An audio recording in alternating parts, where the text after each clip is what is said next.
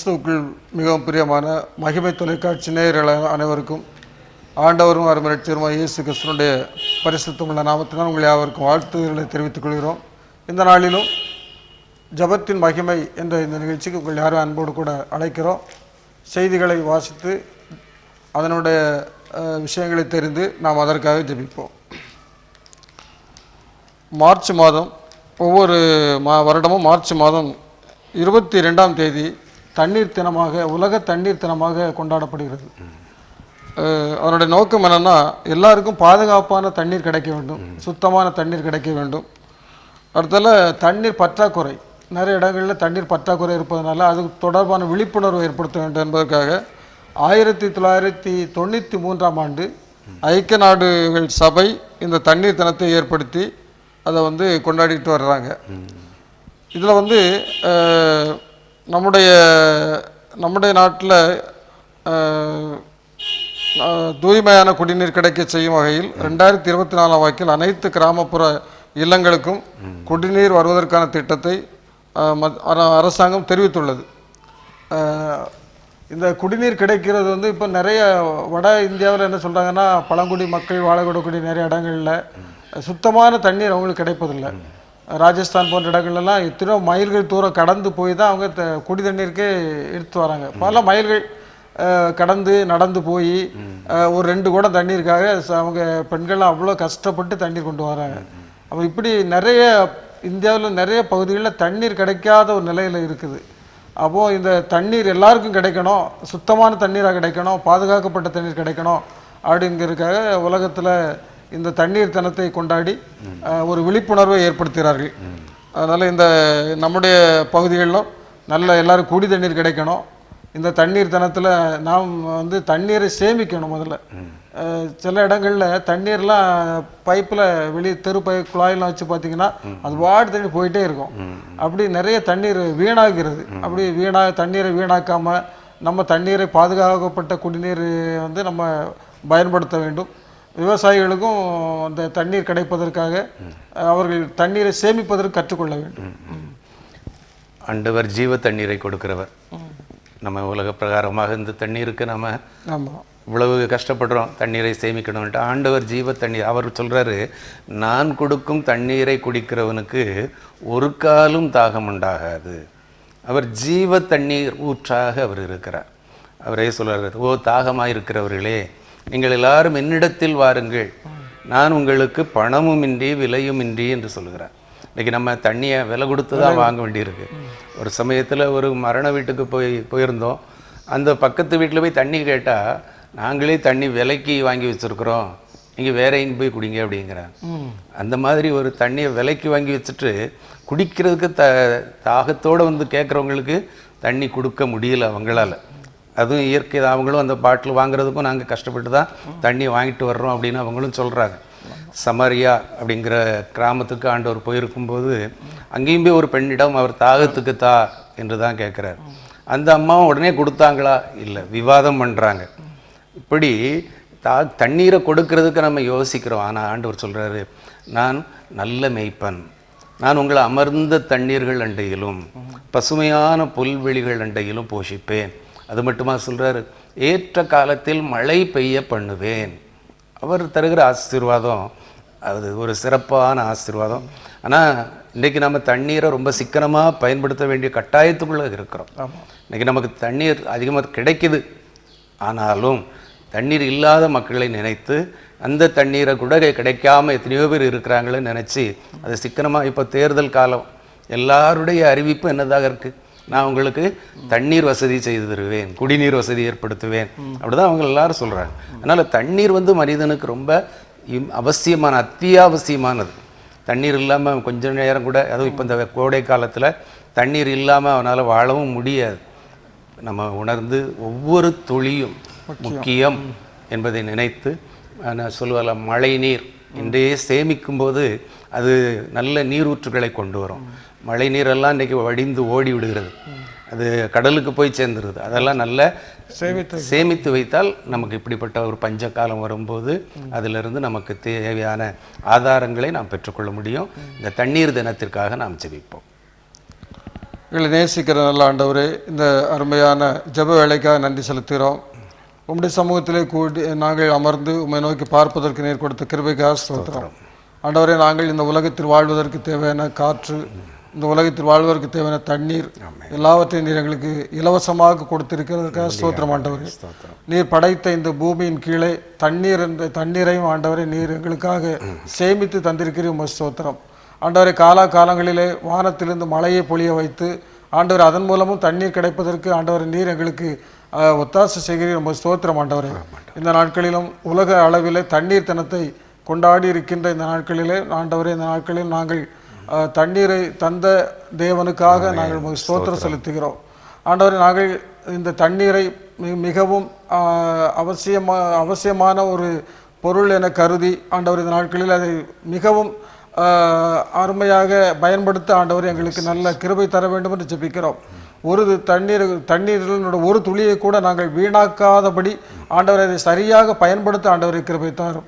விவசாயிகளுக்கு ஆண்டவரை போதுமான தண்ணீர் கிடைக்கும் வகையில் ஆண்டவரே கிருபை தாரும். ஆண்டவரே, இந்த நாட்களிலும் ஆண்டவரை அநேக இடங்களிலே தண்ணீர்கள் வீணாக்கப்படுவதாகவும் அறிகிறோம். பல மாநிலங்களிலே மக்கள் குடி தண்ணீருக்கு கஷ்டப்படுவதையும் நாங்கள் அறிகிறோம். ஆண்டவரே, தேவன்தாமே எல்லா காரியங்களையும் ஆண்டவருடைய சமூகத்தில் நாங்கள் தருகிறோம். ஆண்டவரை, வட இந்தியாவில் நிறைய கிராமங்களில் தண்ணீர் கிடைப்பதற்கு அவர்கள் மிகவும் தொலைதூர இடங்களுக்கு நடந்து செல்வதாக நாங்கள் வாசிக்கிறோம். பல கிராமங்களில் ஆண்டவரை சுத்தமான குடிநீர் கிடைக்காதபடி அழுக்கடைந்த ஆண்டவரை தண்ணீரை குடித்து பல நோய்களுக்கும் அவர்கள் உள்ளாகிறார்கள். இப்படிப்பட்ட நிலைகளெல்லாம் ஆண்டவருடைய சமூகத்தில் நாங்கள் நினைத்து ஜெபிக்கிறோம். கர்த்ததாம் எங்களுக்கு இந்த நாட்களிலே ஒரு நல்ல பாதுகாப்பான தண்ணீரை தந்திருக்கிற ஸ்தோத்திரம். ஆண்டவர், எங்களுடைய பகுதிகளிலே ஆண்டவரே நீர் தாமே நல்ல எல்லாருக்கும் தேவையான தண்ணீர் கிடைக்கும்படியான ஒரு நல்ல ஒரு கிருபையை தந்திருக்கிறீர். ஸ்தோத்திரம். தொடர்ந்து ஆண்டவரே, எங்களுடைய பகுதிகளில் அனைத்து மக்களும் ஆண்டவரை நாங்கள் தண்ணீர் சரியாக பயன்படுத்த ஆண்டவரை கிருபை தாரும். ஆண்டவர், நீர் எங்களை தண்ணீரினால் ஆசீர்வதித்து ஆண்டவரே நல்ல ஒரு விவசாயம் செழிப்பதற்கும் ஆண்டவரை மக்களுடைய நல்வாழ்விற்கும் ஆண்டவரே நீர் எங்களுக்கு உதவி செய்ய வேண்டும் என்று உம்முடைய சமூகத்தில் ஜெபிக்கிறோம். மீட்பர் இயேசுவின் ஜெபிக்கிறோம் நல்ல பிதாவே, ஆமென். மார்ச் 24 உலக காசநோய் தினம். இதில் உலகத்தில் ஆண்டுதோறும் 1 கோடி பேருக்கு காசநோய் வருகிறது. நம்முடைய தமிழ்நாட்டில் கடந்த ஆண்டு 62,000 காசநோயாளிகள் கண்டறியப்பட்டுள்ளனர். தமிழ்நாட்டில் மட்டும் 62,000 காசநோயாளிகள். அதனால் இந்த 2021ஆம் ஆண்டின் உலக காசநோய் தினத்தின் கருப்பொருள் என்னன்னா, நேரம் நெருங்குகிறது நமது இலக்கை அடைய. இலக்குன்னா 2025ஆம் ஆண்டிற்குள் காசநோய் இல்லாத ஒரு நாடாக நம்முடைய நாடு விளங்க வேண்டும் என்பதற்காக சுகாதாரத்துறை மூலம் தீவிரமான நடவடிக்கை எடுக்கப்பட்டு வருகிறது. காசநோய் முற்றிலுமாக ஒழிக்க வேண்டும் என்பதற்காக. அதனால இப்போ 2021 ஆண்டு இந்த உலக காசநோய் தினத்துல நேரம் நெருங்குகிறது நமது இலக்கை அடைய என்ற அந்த கருப்பொருளின் அடிப்படையில் அவங்க செயல்படுறாங்க. காசநோய் பொதுவாக அந்த என்ன சொல்றாங்கன்னா, ஒரு சளி காய்ச்சல் 2 வாரம் தொடர்ந்து இருந்தாலே அது ஒரு காசநோய்க்கு அறிகுறி. அதனால அதை உடனடியாக நீங்கள் மருத்துவமனையில் போய் செக் பண்ணணும் அப்படின்னு சொல்லி முதலே கண்டுபிடிச்சாச்சுன்னா கொஞ்சம் ஓரளவு குணமாக்குவதற்கு எளிதாக இருக்கும் அப்படின்னு சொல்கிறாங்க. இது ஒரு சளி சம்பந்தப்பட்டமான ஒரு நோய். இந்த நோயினால் பாதிக்கப்பட்டு இன்றைக்கி அநேகர் உடல் அப்படி மெலிந்து காணப்படுவதை நம்ம பார்க்கலாம். சரி, பலர் இந்த புகைப்பிடிக்கக்கூடிய பழக்கத்துக்கு அடிமையாக இருக்கிறாங்க. அவங்களுக்கும் இந்த காசநோய் எளிதாக பற்றி விடுகிறது. அவர்களும் இதில் ரொம்ப கவனமாக இருக்க வேண்டும். அதனால இந்த நாட்களிலும் காசநோயால் பாதிக்கப்பட்டு சிகிச்சை பெற்று வருகிற நோயாளிகளுக்காக விசேஷமாக ஜெபிக்க வேண்டும். விரைவாக இந்த காசநோய் நம்முடைய நாட்டிலிருந்து இந்த காசநோய் ஒழிக்கப்பட்டு எல்லாரும் நல்ல ஒரு ஆரோக்கியமான உடல் நிலையை பெற்றுக்கொள்ள வேண்டும் என்பதற்காகவும் கர்த்தருடைய சமூகத்தில் நாம் ஜெபிப்போம். இந்த நோய் அதிகமாக பீடித்து சுற்றும் தொழிலாளிகளையும் பாதிக்குது அப்படின்னு சொல்லி அவர்களுக்காகவே சிறப்பு காசநோய் மருத்துவமனைகளை ஏற்படுத்தியிருக்கிறாங்க. அந்த துறையிலிருந்து சிறப்பான காசநோய் மருத்துவமனைகள் ஏற்படுத்தியிருக்கிறாங்க. அவர்களுக்கு அதிலிருந்து நிறைய மாத்திரை மருந்துகளையும் இலவசமாக கொடுக்குறாங்க. அதே போல் அந்த நோய் வந்தவங்களுக்கு அதிலிருந்து மீள முடியாதுன்னு நினைக்கிறோம். அது எலும்பை தான் குறி வைக்குமா. எலும்புல உள்ள அந்த மஜ்ஜை, இந்த சத்து பொருளை அது உறிஞ்சி எடுத்துருவான். பார்த்தா அவனை அப்படியே எலும்பும் தோலுமாக்கி சளியை உருவாக்கி அது இருமல்ல கொண்டு போய் இரவும் பகலும் தூங்க முடியாத ஒரு நிலைக்கு தொடர்ந்து இருமிக்கிட்டே இருப்பாங்க. அந்த சளி உடம்புல இருந்து அவனை அவ்வளவு பாடுபடுத்துது. அதனால இந்த காச நோய் கொடிய நோய், காச நோய் வந்து ரொம்ப கொடிய நோய். இப்போ ஓரளவுக்கு கடவுள் கிருபையினால் அது தடுக்கப்பட்டு வந்திருக்கிறது. எல்லா இடமும் விழிப்புணர்வு இருக்கிறதுனால அந்த நோய்களுக்கெல்லாம் தடுப்பூசி போட்டு எவ்வளவோ ஏற்பாடுகள்லாம் முன்னெச்சரிக்கை நடவடிக்கைகள்லாம் எடுத்துக்கிட்டு இருக்கிறாங்க. இதிலிருந்து நம்ம என்ன தெரிஞ்சுக்கிடணும்னா, ஏசாயா தீர்க்கதரிசி சொல்லுவார்ல, அவருடைய தழும்புகளால் குணமாகிறோம். இது ஒன்று தான், அவருடைய தழும்புகளால் குணமாகிறோம். பேதுரு சொல்லும்போது தழும்புகளால் குணம் ஆனீர்கள் அப்படின்னு கூட அவர் சொல்லுவார். ஆண்டவர் ஒரு வியாதியை நமக்கு வர பண்ணுகிறவர் அல்ல, ஆனால் நாம தேடி போகிறோம். ஆண்டவர் நம்ம எவ்வளவோ பாதுகாக்கிறார், வேலை கிடைத்து பாதுகாக்கிறார். ஆனால் நாம போய் அந்த செய்யக்கூடாதது செய்து, இருக்கக்கூடாத இடத்துல இருந்து, துன்மார்க்கருடைய ஆலோசனைகள் நடக்கும், பாவியுடைய வழியில் உட்கார்ந்து அவங்ககிட்ட உட்கார்ந்து அவன் பீடி குடிக்கிறவன் பக்கத்தில் உட்கார்ந்தாலே அந்த வியாதி நமக்கு வருமா? பொதுவாக இப்போ நம்முடைய பகுதிகளில் பொறுத்தளவில் இந்த புகைப்பிடித்தல் பழக்கம் வந்து நல்லா குறைந்திருக்கு. முன்னாலெல்லாம் பஸ் ஸ்டாண்ட் பக்கம்லாம் நிற்கவே முடியாது, ஏன்னா 10 பேர் வந்து சிகரெட் அடிச்சுட்டு இருப்பாங்க, பீடி குடிச்சிட்டு இருப்பாங்க. இப்போ அந்த வழக்கங்கள் பொது இடங்கள்ல குடிக்கக்கூடாது அப்படின்னா போலீஸ் பிடிச்சுக்கிடுவாங்க அப்படின்னு ஒரு பயமும் இருக்கு. அந்த மாதிரி நம்ம பொது இடங்கள்ல மேக்சிமம் அதை தவிர்ப்பது நல்லது. வெளிநாட்டுக்காரங்க பார்த்தீங்கன்னா அதெல்லாம் செய்ய மாட்டாங்க. அவங்க எவ்வளவோ தங்களை முன்னெச்சரிக்கையாக பாதுகாத்துக்கிடுவாங்க. ஆனால் நாம தான் இந்த மாதிரி தப்பான காரியங்களில் ஆண்டவர் சகல நோய்களையும் நம்மை விட்டு விலக்குவார் என்று சொல்லப்பட்டிருக்கிறது. அதனால் ஆண்டவர் சொல்லியிருக்கிற அந்த வாதை நம்முடைய கூடாரத்தை அணுகாதபடி, குறிப்பாக இந்த காசு நோய் தினத்தில் நோயாளிகளுக்கு அளிக்கப்படுகிற சிகிச்சைகள் நல்ல பலனை தரவும், அவர்களுக்காக தங்களை அர்ப்பணித்திருக்கிற மருத்துவர்கள் அந்த நோயில் அது ஒரு தொற்று நோய், அது ஒரு தொற்று நோய், அதுவும் அவர்களை பாதிக்காதபடி நாம் அவர்களுக்காக ஜெபிப்போம். இந்த நோயிலிருந்து அதிசீக்கிரத்தில் அவர்களும் அவருடைய குடும்பங்களும் மீட்கப்பட வேண்டும் என்று ஆண்டவருடைய சமூகத்தில் ஜெபிப்போம். நேசிக்கிற நல்ல ஆண்டவரே, எங்களுக்கு ஆரோக்கியம் வரப்பண்ணி எங்களுடைய காயங்களை ஆற்றுவேன் என்று வாக்கு கொடுத்தவரே, எங்களுடைய பலவீனங்களை ஏற்றுக்கொண்டு எங்களுடைய நோய்களை சுமந்தவரே, ஆண்டவரே, நாங்கள் உம்மிடத்தில் அல்லாமல் வேற யாரிடத்தில் போவோம்? இந்த நாட்களிலே ஆண்டவரே, அகில உலகமும் காசு நோய் நினைத்து அவர்களுக்காக, நோயாளிகளுக்காக ஜெபிக்கும்படியாக கேட்டுக்கொண்டிருக்கிற வேளையில் ஆண்டவரே, எங்களுடைய பகுதியிலே வாழ்ந்து கொண்டிருக்கிற காசு நோயாளிகளுக்காக, அவர்களுக்காக ஏற்படுத்தப்பட்டிருக்கிற மருத்துவமனைகளுக்காக, அங்கே பணியாற்றுகிற மருத்துவர்கள் மற்றும் செவிலியர்களுக்காக மற்றும் பணியாளர்களுக்காக நாங்கள் ஜெபிக்கிறோம். இது ஒரு தொற்று நோயாக இருந்தாலும் ஆண்டவரே, அதை யாருக்கும் பரவாதபடி அதற்கேற்ற தடுப்பூசிகள் மற்றும் தடுப்பு நடவடிக்கைகளை ஆண்டவரை கடைபிடிக்கத்தக்கதான கிருபை நீர் தாரும் சுவாமி. அந்த நோய் வந்தால் மீள முடியாத ஒரு சூழ்நிலையை நாங்கள் பார்க்கிறோம்.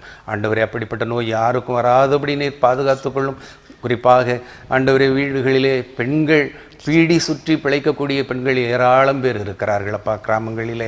ஆண்டவரே, அப்படிப்பட்ட அந்த நோயினால் அந்த குடும்பங்கள் பாதிக்கப்பட்டு, அந்த குடும்பத்தில் அந்த பெண்கள் நிமித்தமாக வீட்டில் உள்ள அனைவரும் பாதிக்கப்படுகிற ஒரு சூழலையை பார்க்கிறோம். இப்படிப்பட்ட நோய் நொடிகளுக்கு நீர் எங்களை விலக்கி பாதுகாத்து கொள்ள வேண்டும் என்று ஜெபிக்கிறோம். கர்த்தாவே, ஒரு நோயையும் நான் வர பண்ணேன் என்று சொல்லியிருக்கிறீர், தழும்புகளால் குணம் ஆனீர்கள் என்று நீர் சொல்லியிருக்கிறீர்.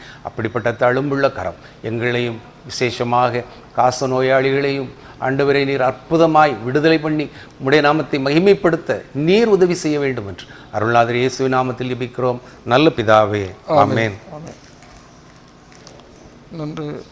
நம்முடைய ஏப்ரல் 6ஆம் தேதி தமிழ்நாட்டில் தேர்தல் நடைபெற இருக்கிறது, சட்டமன்ற தேர்தல். இந்த தேர்தலில் இப்போ தமிழ்நாடு வாக்காளருடைய எண்ணிக்கை 6.29 கோடியாக அதிகரித்துள்ளது. கிட்டத்தட்ட 6 கோடியே 30 லட்சம் மக்கள் இந்த நாளில் வாக்காளர்களாக இருக்கிறார், பதிவு செய்யப்பட்டிருக்கிறார்கள். இந்த 6 கோடி 30 லட்சம் மக்கள் வாக்களிக்கிற உடைய நாள் ஏப்ரல் 6ஆம் தேதி. இந்த ஏப்ரல் 6ஆம் தேதியில் நடைபெறுகின்ற இந்த சட்டமன்ற தேர்தலுக்காக கர்த்தருடைய சமூகத்தில் நாம் விசேஷமாக ஜெபிக்க வேண்டும். எந்த சட்ட ஒழுங்கு பிரச்சனை இல்லாதபடி தமிழ்நாடு முழுவதும் தேர்தல் அமைதியாக நடைபெற வேண்டும். அந்த தேர்தலிலே பணியாற்றுகின்ற அனைத்து அலுவலர்களுக்காகவும் நாம் இந்த நாளிலே நாம் ஜெபிக்கலாம். அடுத்தல வாக்காளர்கள் அவர்கள் தங்களுடைய கடமையை உணர்ந்து, தங்களுடைய பொறுப்பை உணர்ந்து உண்மையோடு கூட மனசாட்சிப்படி வாக்களிக்க வேண்டும் என்பதற்காகவும் நாம் கர்த்தருடைய சமூகத்தில் ஜெபிப்போம். ஆண்டவர் இந்த தேர்தலை சுமூகமாக நடத்தி தந்து நல்லதொரு ஆட்சியை ஆண்டவர் தாமே அவருடைய சித்தத்தின்படி அமைத்து தருவதற்காகவும் கர்த்தருடைய சமூகத்திலே நாம் இந்த நாளிலே விசேஷமாக நாம் ஜெபிப்போம். நாட்களில் தமிழக தேர்தல் ஆணையம் சிறப்பான நடவடிக்கைகள் எடுத்திருக்குன்னு சொன்னால் அது மறுக்க முடியாது.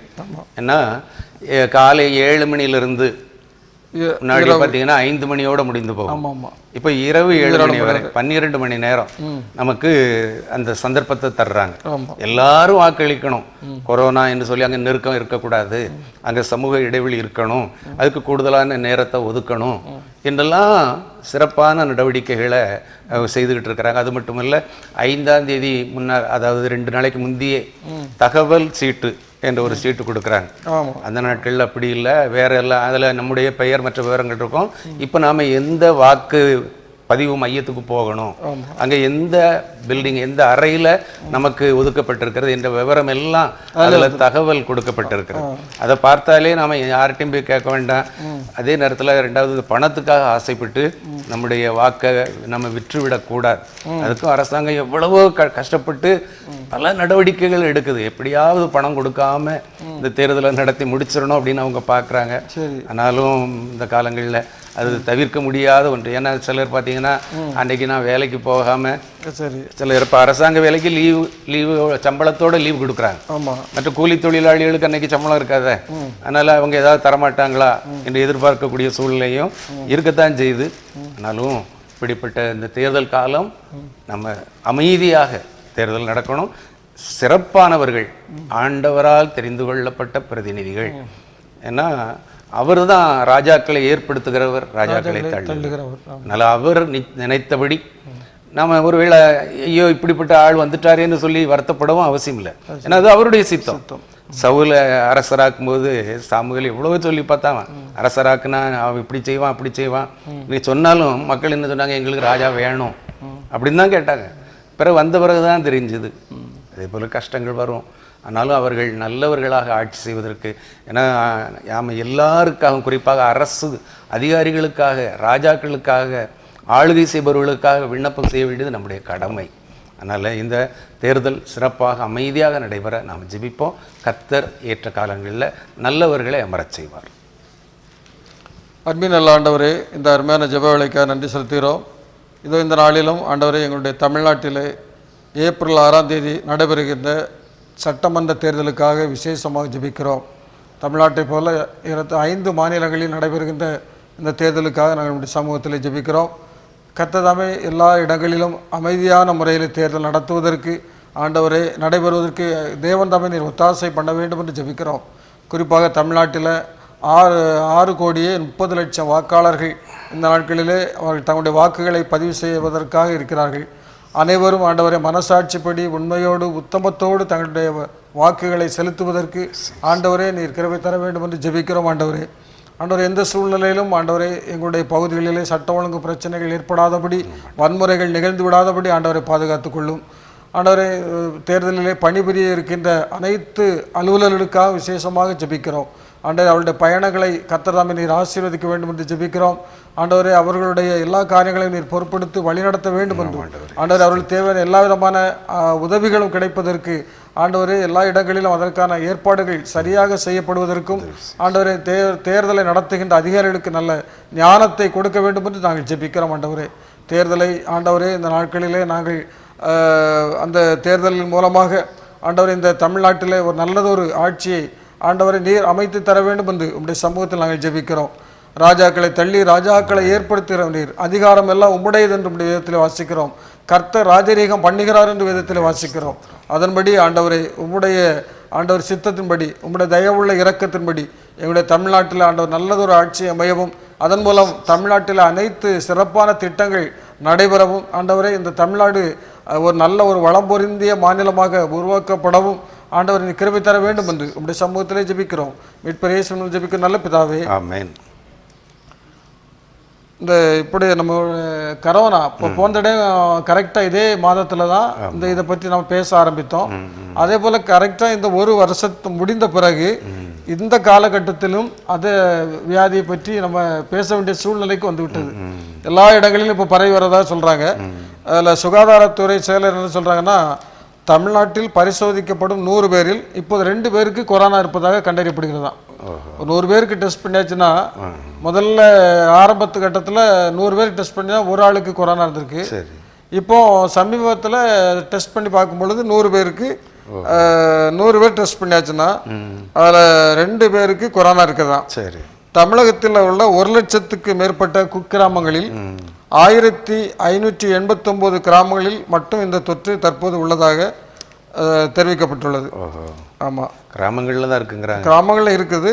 அதுபோல் நகரங்களிலும் நிறைய தொற்றுகள் இருக்குது. பொதுவாக சென்னையில் நிறைய இடங்களில் இந்த தொற்று இருக்கிறது. தமிழகத்தில் தினமும் 7000 பேருக்கு மேல் கரோனா பாதிப்பு இருந்த நிலையில் தற்போது அது 500ஆக குறைந்து உள்ளது. இதற்கு மக்களுடைய பங்களிப்பு காரணம் சொல்லி அவர் பாராட்டு தெரிவிச்சிருக்கிறாரு. அதுபோல் தடுப்பூசி போடுவதற்காக பொதுமக்கள் முன்வர வேண்டும். தமிழ்நாட்டில் இதுவரை 31 லட்சம் பேருக்கு தடுப்பூசி போடப்பட்டுள்ளது. தற்போது 15 லட்சம் தடுப்பூசிகள் கையிருப்பில் உள்ளதாக அவர் தெரிவித்திருக்கிறார். இன்னும் மத்திய அரசிலிருந்து ஏராளமான தடுப்பூசிகள் வர இருப்பதாக அவர் தெரிவித்திருக்கிறார். அதனால் இந்த கொரோனா இந்த வியாதியை தடுப்பதற்கு பொதுமக்களும் ஒத்துழைக்க வேண்டும். அதனால் இந்த வியாதி நம்முடைய நாட்டில் பரவாதபடி ஆண்டவர் நம்மை அவருடைய வேலி அடைத்து பாதுகாத்துக் கொள்ள வேண்டும். அவருடைய செட்டைகளின் நிழலில் நம்மை மறைத்து பாதுகாத்துக் கொள்ள வேண்டும் என்கிறதுக்காக நாம் கர்த்தருடைய சமூகத்தில் ஜெபிப்போம். தமிழ்நாடு அரசு சுகாதாரத்துறை எடுத்து வருகின்ற அனைத்து நடவடிக்கைகளும் பலன் கொடுப்பதற்காகவும் இந்த நாளிலே நாம் கர்த்தருடைய சமூகத்தில் ஜெபிப்போம். சென்னை, மும்பை போன்ற பட்டணங்களில் நம்ம தமிழக மக்கள் அதிகமாக குடியிருக்கிறாங்க. அப்போ அங்கே நோய் அப்படின்னு உடனே அவன் இங்கே கிராமத்தில் இல்லை, நம்ம ஊரில் இல்லை அப்படின்னு சொல்லி உள்ளே வந்துடுவாங்க. நிறைய பணத்தை செலவழித்து தனி பஸ் பிடிச்சி ஒரு கூட்டம் மக்கள் வந்துடுறாங்க. ஆமாம், வந்து அவ்வளவு அங்கே இம்போர்ட் பண்ண மாதிரி ஆகிப்போகுது. இங்கே அப்படியே பரவி விடுகிறது. இப்போ இந்த மாதிரி சூழ்நிலையில் இது ஒரு பரவுகின்ற தொற்று நோயாக இருக்கிற அப்படின்னால நாம் அதிகமாக விழிப்போடு இருக்கணும். அரசாங்கம் திரும்ப திரும்ப சொல்லிக்கிட்டே இருக்கு, என்ன சமூக இடைவெளி, முகக்கவசம், கை கழுவுதல், இதெல்லாம் நம்ம மறுபடியும் நினைவு ஊட்ட வேண்டிய கட்டாயத்துக்குள்ளே இருக்கிறோம். அவர் இதே மார்ச் மாதம் ஆரம்பித்தது, அது முடிஞ்சு ஓரளவுக்கு 1 வருஷம் ஆகி நம்ம இப்போ தான் கொஞ்சம் அப்பாடான்னு மூச்சு விடுற நேரத்தில் மறுபடியும் வந்துட்டுன்னா அது யாரால தாங்க முடியும்? அந்த முகக்கவசம் அணியாவிட்டால் 250 ரூபா ஃபைன், 200 ரூபா ஃபைன் போடுறாங்க. அப்படி பெனால்ட்டி போடுவோம் அப்படி சொன்ன பிறகும் பொதுவாக யாருமே முகக்கவசம் அணிவதை வந்து தவிர்க்கிறாங்க. சரி, நமக்காகத்தானே சொல்கிறாங்க அப்படின்னு நம்ம நினைக்கணும். ஏன்னா சட்டத்திட்டங்கள் எல்லாமே நம்மை பாதுகாப்பதற்கு தான். படிக்கட்டில் நிற்காதப்பா அப்படின்னு சொன்னால் நான் படிக்கட்டில் தான் நிற்பேன், புகைப்பிடிக்காதன்னா நான் புகைப்பிடிப்பேன், இதுதான் நம்ம செய்கிறோம். இன்னொரு நீங்கள் எப்படி ட்ரெஸ் போடுறீங்களோ அப்படி ட்ரெஸ் போடும்போதே முகக்கவசத்தையும் கையில் எடுத்துக்கோங்க. நீங்கள் ட்ரெஸ் போட்டு தான் வெளியே போக போகிறீங்க. ட்ரெஸ் போடாமல் யாரும் வெளியே போக முடியாது. ட்ரெஸ் போட்டு தான் வெளியே போகிறீங்க. அந்த ட்ரெஸ்ஸோடு சேர்த்து முகக்கவசத்தையும் வச்சுடுங்க. அது ஒரு ட்ரெஸ். அதை என்ன அப்படி உங்களுடைய பழக்க வழக்கமாக மாற்றிருங்க.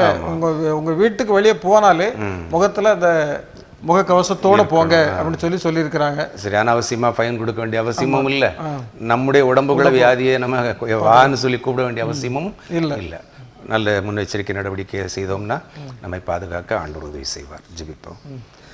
நானே உன் பரிகாரியை கர்த்தர் என்று சொன்ன எங்கள் அன்பின் பரலோக பிதாவே, அப்பத்தையும் தண்ணீரையும் ஆசீர்வதிப்பேன், வியாதியை உன்னிலிருந்து விலக்குவேன் என்று வாக்குரைத்தவரே, வாக்கு மாறாத நல்ல ஆண்டவரே, கடந்த ஆண்டிலும் இதே மார்ச் மாதத்திலே ஆண்டவரே 20ஆம் தேதிக்கு பின்னாகவே நாங்கள் பல வேதனைகளை அனுபவிக்க தொடங்கினோம். பல மாதங்கள் வீடுகளிலேயே தங்கியிருக்க வேண்டிய கட்டாயத்திற்குள் இருந்தோம். என்ன செய்வது எது செய்வது என்று தெரியாத நிலையிலே, சரியான வருமானம் இல்லாத நிலையிலே, பிள்ளைகளெல்லாம் வறண்டு ஒருவேளை அவர்கள் சாப்பிட முடியாத பட்டினி கிடந்து அவர்கள் எலும்புந்தோலுமாய் மாறிய குடும்பங்கள் உண்டு சுவாமி. ஆண்டவரே, இந்த நாளில் மறுபடியும் இப்படிப்பட்ட ஒரு சூழ்நிலை வருமானால் ஆண்டவரே அவர்கள் என்ன செய்ய முடியும் கர்த்தாவே?